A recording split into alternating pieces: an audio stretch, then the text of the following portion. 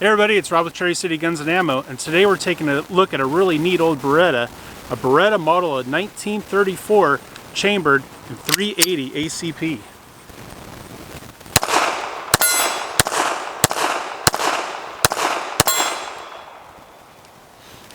Stick around.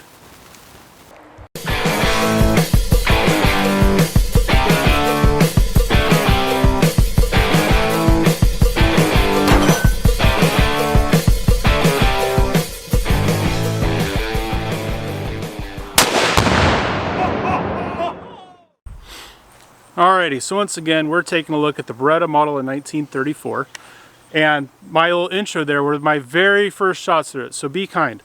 Never shot this pistol before. Well, I was glad as it seemed to work quite reliably.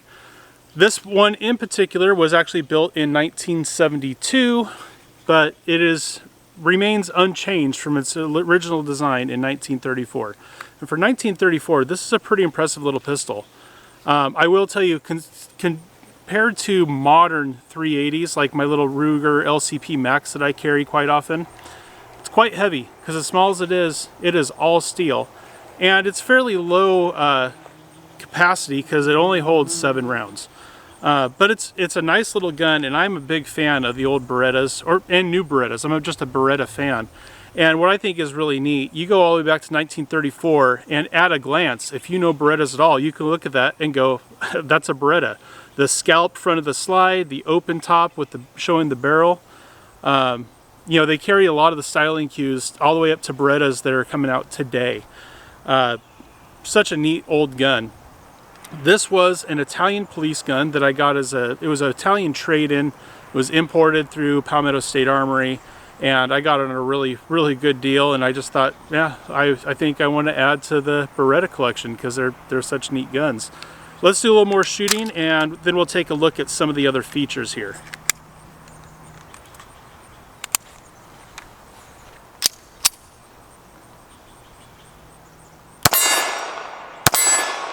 Alright, let's see if I can hit the hostage popper.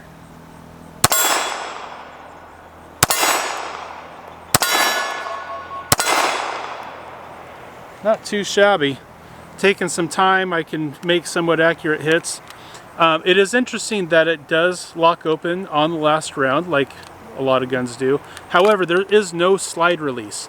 You have something that almost looks like a slide release right here, but that is actually your safety. The only way to release the slide is to pull the mag, and then it drops. So I'm not sure why it would hold open when it doesn't stay open until you put the next mag in, because then you have to fully rack the slide. But that's just how it was made in 1934 apparently. A lot of the other issues, or not issues, but features of this thing are kind of interesting. Like one, there were several of the brass that hit me in the top of the head, because unlike a lot of more modern guns, the extractor's on the top. So it's pulling it straight out, and they're flipping straight up out of the top instead of flipping to the side like a lot do. But not a big deal. Again, you do have the safety here on the side. This is fire. This is safe. Even as small as this is, and I have larger hands, to actually be able to manipulate it from safe to fire, it's impossible unless you completely break your grip so you can push it all the way forward to take it off of safe.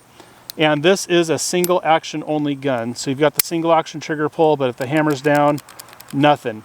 So you have to start off with single action. Kind of interesting.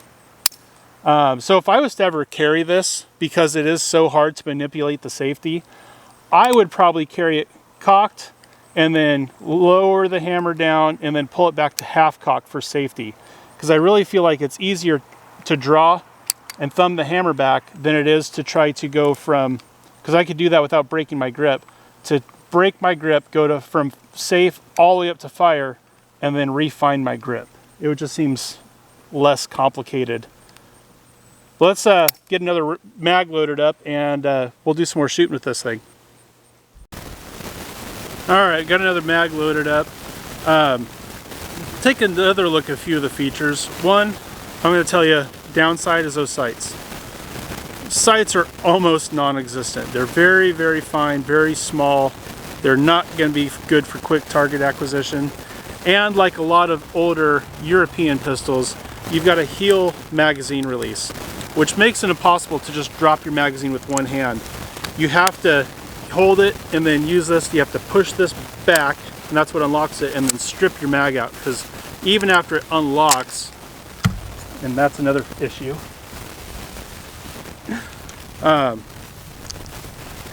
even after it unlocks, just the magazine catch pushing forward puts a lot of drag onto the mag. And the other thing is, to insert the mag, you kind of have to push that back, because if you try to put in the front first and try to roll it back, that doesn't work.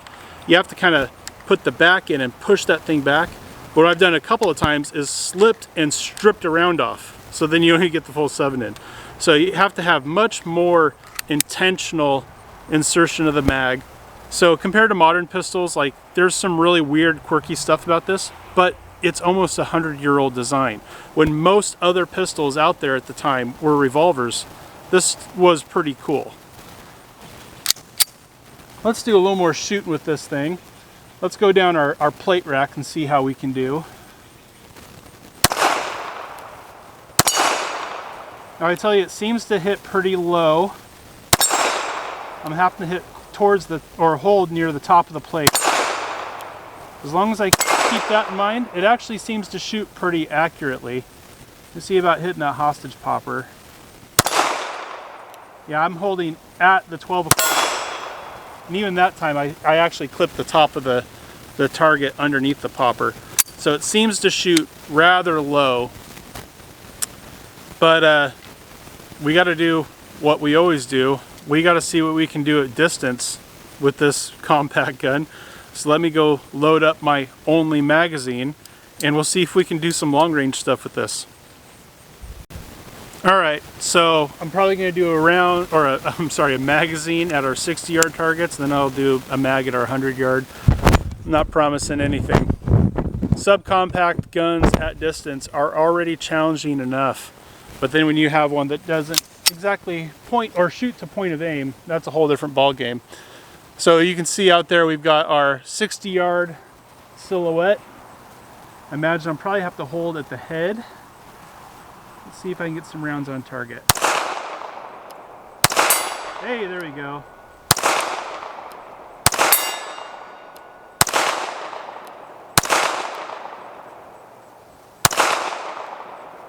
Well, I got 2 out of 7 at 60 yards. It's not terrible. Let me go load up another mag and we'll go out to 100, see what we can do at 100. Alright, we're set up to go to 100 yards. Most people would tell you it's not reasonable to expect any sort of accuracy or ability to hit a target at 100 yards with a subcompact 380, much less one with almost non-existent sights. But what's fun in being reasonable? Let's go to 100 yards. Now you see our backstop out there, and at the far right edge of the backstop is our 2/3 size silhouette. Let's see if I can get it done. It's gonna be challenging. 60 yards was challenging. Hey, first shot.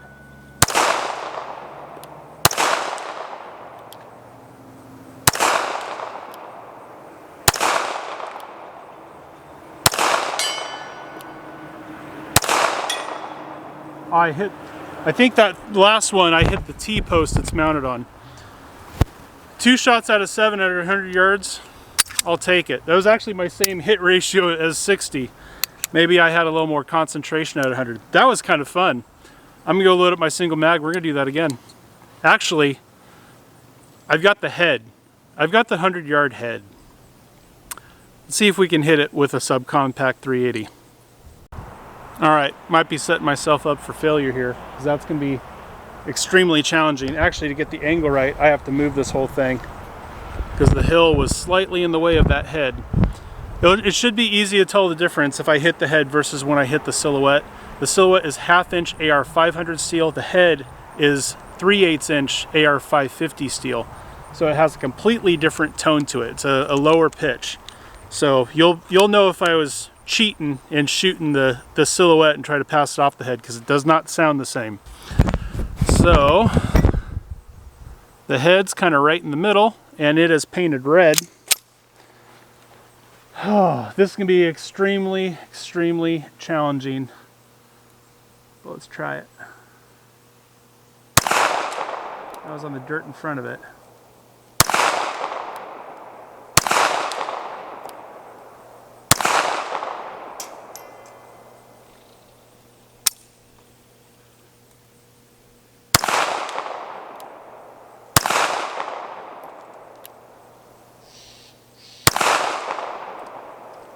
They seem to be going all over the place. But I'm going to try it again. Let me go load up another mag. All right, we're going to try for that steel head again.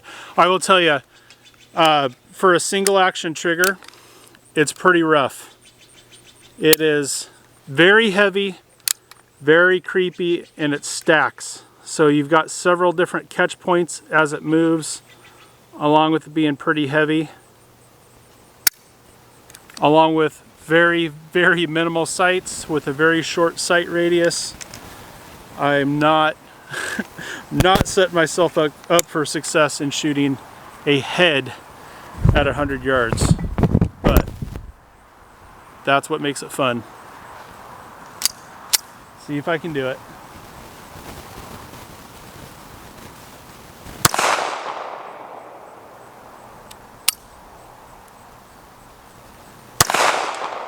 Oh, that was just to the left of it. That was a lot to the left of it.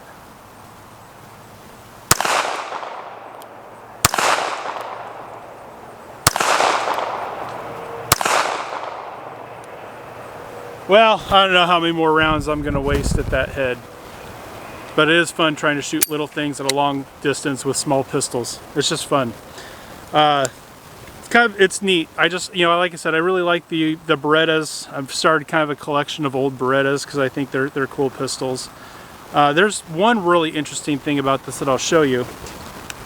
It does have a slide catch, but not one that you would use except for cleaning. So this is the safety, but if you move the slide back and then you flip the safety around, it'll act as a slide catch. But when it's over here on safe with the slide lock back, the barrel pops right out. So it makes it really easy to clean the barrel. I mean, you're not doing a full field strip, but it is pretty ingenious how they make it so the barrel can just pop right out. And then it just slides back in, you slide it back forward.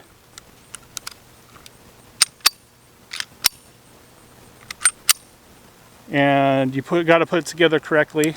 Oh, there we go. I didn't have it in fire. And so that's pretty neat, that you can take the barrel out for cleaning that easy. So that's an interesting feature that I've never seen before.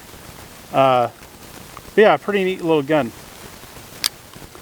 I might take some more shots at the 100-yard head and not have you watch it, so that way you're not being bored by watching me make a bunch of misses. And then if I manage to hit one, I'll throw that in here and try to give you an idea of how many attempts it took. Or maybe I'll fast forward through them. We'll see. I'm going to shoot at it some more. Alright. I'm actually only going to do one more mag at the head, and if I don't make it, we're just going to call it a day. But let's see if we can get it done.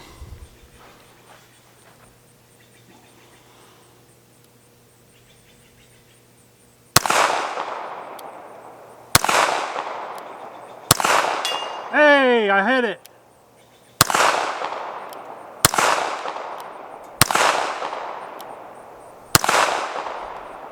Alright, well, it makes me happy. I got a hit at the 100-yard head with a subcompact, almost no sight pistol. I think this, I didn't buy this for carry. I didn't buy it for anything else. I've got way better options for that. I just really like these old Beretta pistols. I think they're really neat. And so I just like kind of collecting them. The price was right. It was a fantastic deal with Palmetto, with it being an Italian police trade-in. And I just think they're really cool. And eventually these should be worth some money as the time goes on. I mean, as it is, it's almost a 100-year-old design. And yeah, kind of a neat old gun. Anyway, I hope you guys enjoyed it. I hope you enjoyed it as much as I enjoyed making it, because I just love shooting these guns. And we'll see you on the next one. Have a good rest of your day.